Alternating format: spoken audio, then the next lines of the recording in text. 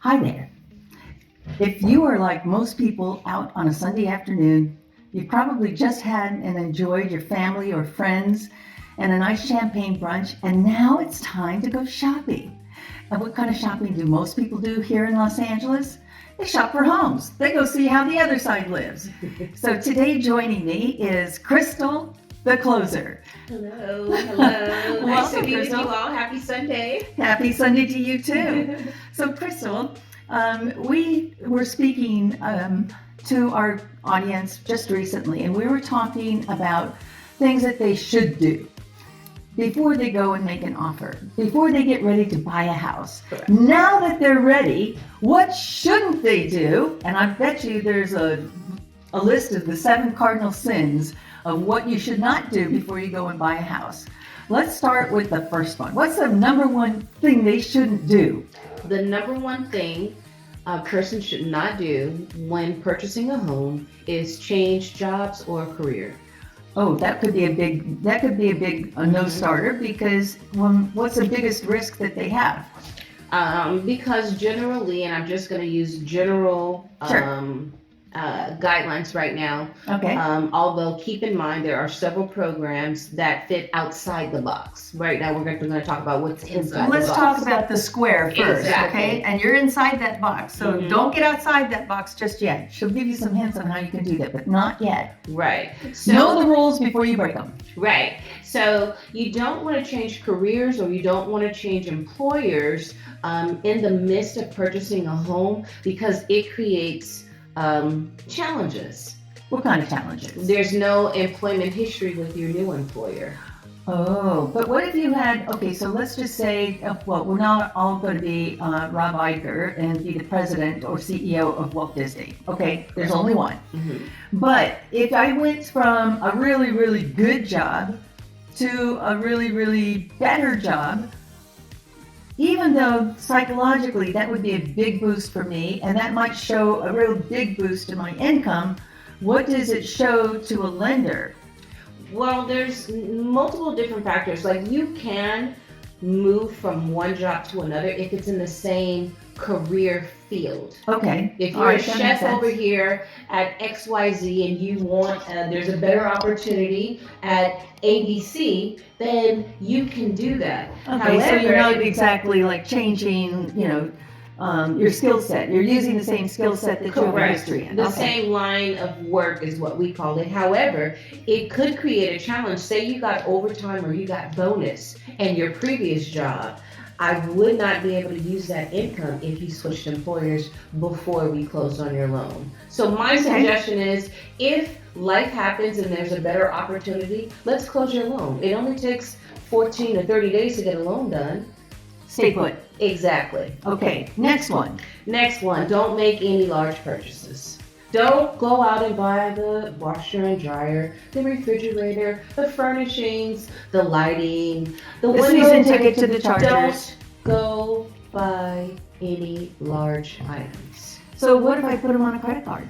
That means you're going to max out your credit card, and that may hinder your FICO score depending on if we need to run your credit, depending on how long it took you to purchase a home from your loan approval to the actual contract date or closing date. And hint. Now, I've talked about this, and this is Mama talking to you now.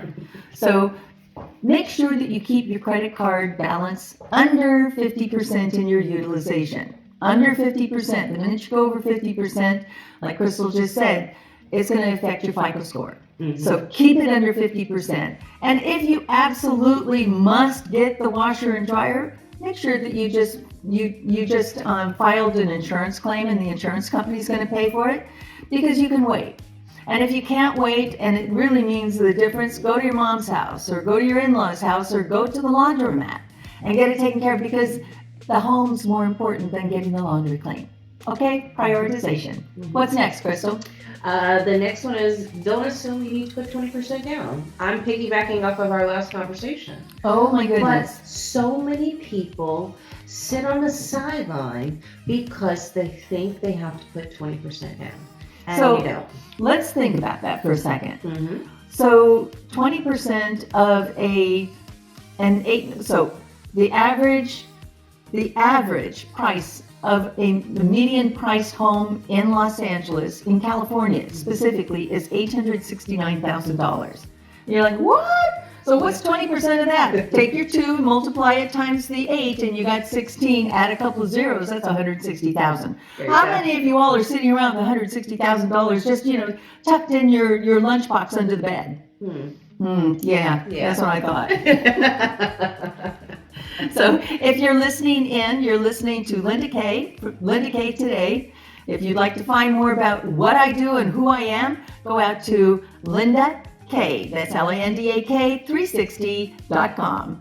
And joining me today is crystalthecloser.com. We're talking right now about we talked already about how and what to do to get into the loan. Right. Now we're talking about what not to do before you get the loan. So if you're just joining me, we've just talked about some big, I'm going to say big don'ts, like don't increase your credit card debt, and don't do a couple of she's gonna recall since I don't have total recall. So number 1 is don't make any large purchases. Okay. Number 2 is don't change your job or employer or career path. Number 3 is don't assume you need 20%. Number 4, don't co-sign for someone else. I just got a phone call, and my girlfriend, my brother, my mother, my uncle, my dog. Yeah. Don't co-sign. Well, one of the reasons you don't want to co-sign is certainly for the impact that it would have on your ability to get a loan. Correct. But moreover, don't co-sign unless and until you see a really, really big reason to do this. Now, I was just listening to some news yesterday, and we were talking about raising the debt on our national debt. Yeah. Right? And one pundit from the GOP side said, well, if you had a child and your child was overspending, always hitting the limit every single time, would you increase the limit so that they would stop doing it? Or I thought it was a really poor exercise, because really our national debt and the ceiling that we've just hit yesterday, it really has to do with what was approved on both sides. So one cannot say, you guys are spending way too much money. Y'all been in this together. Exactly. All right? But that's a different conversation. For another day.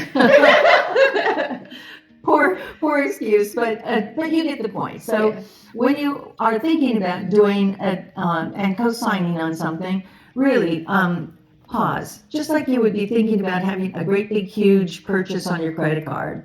Put it in the freezer in a block of ice and sit on it and think about it. And for the time that it takes to thaw it out, you may have changed your mind. And if you haven't by then, text me, DM me, call me, because I will tell you why you shouldn't do that. Let's go. Now, what's our next one? The next one, I think we've covered 5 so far. Another big one is Big deposits. Right. You don't want to have large deposits going into your bank statement. Wait a minute. We want big deposits. Crystal, why wouldn't we do it before we get a loan? Because we'll have to create a paper trail. What is a paper trail? So if you have large deposits, and in my world, a large deposit is anything over $500. If your bank statements don't support that you have those cash deposits or checks being deposited in your bank account over the last 2 months. So here's the rule of thumb then. Anything over $500 is considered a large deposit. Is a large deposit, and you need how many months to show that you've been getting that money? At least 2. All right, so if you just decided, I'm going to start driving Uber, and my wife is, and the kids are too, so we can get our money together and we can show that we can afford this house, $869,000 ain't nothing to sneeze about, folks. So I get it. What should they do instead? What if they are just getting a big deposit from somebody? Well, we would have to source that. Did you sell a car? Did you sell a piece of art? Did you do a yard sale because you're moving and you wanted to get rid of some things? We have to explain, wink, wink, nod, nod, where those funds came from. Okay. There are creative ways. Those are Now some free answers for you.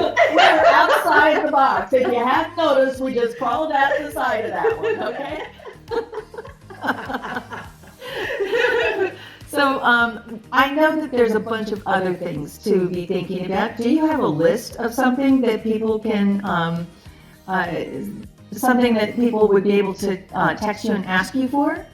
Absolutely. They can go to my website, sign up for the newsletter, and shoot me, or they can even send me a message through my website, and I'd be happy to provide those information, the do's and the don'ts, the hows and the how-tos.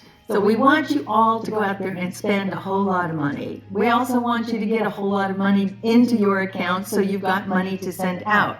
One last question. Yes. What if they don't have the money, or the money's going to be coming from another source? Mommy, in-laws, a loan that would be considered a loan, they didn't just give it to us. How much money can we receive without triggering an audit from the IRS? And that's the first part of the question. What if it's going to be a loan and not a gift? So I'm going to address the gift portion first. Okay. So gifts are 100% acceptable, and they have to be from a family member. We recently changed the guidelines, or the guidelines were recently changed, where it doesn't have to be a blood relative. It could be a brother from another mother. It could be your best friend. It doesn't have to be a blood relative. So That that's is really interesting. good. Yes, that's very Did you good. notice we were outside the box again? Yeah, there we go. And then the second part of your question is, if you were to receive funds to purchase a home and it is not a gift, we would have to know the terms, the repayment terms of that loan. And we would include that in your debt to income ratio.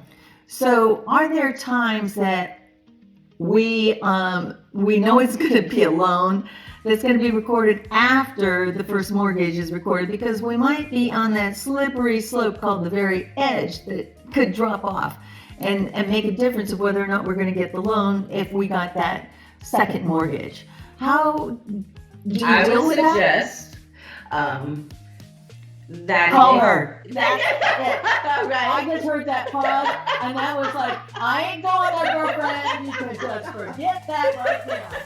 You want to know more?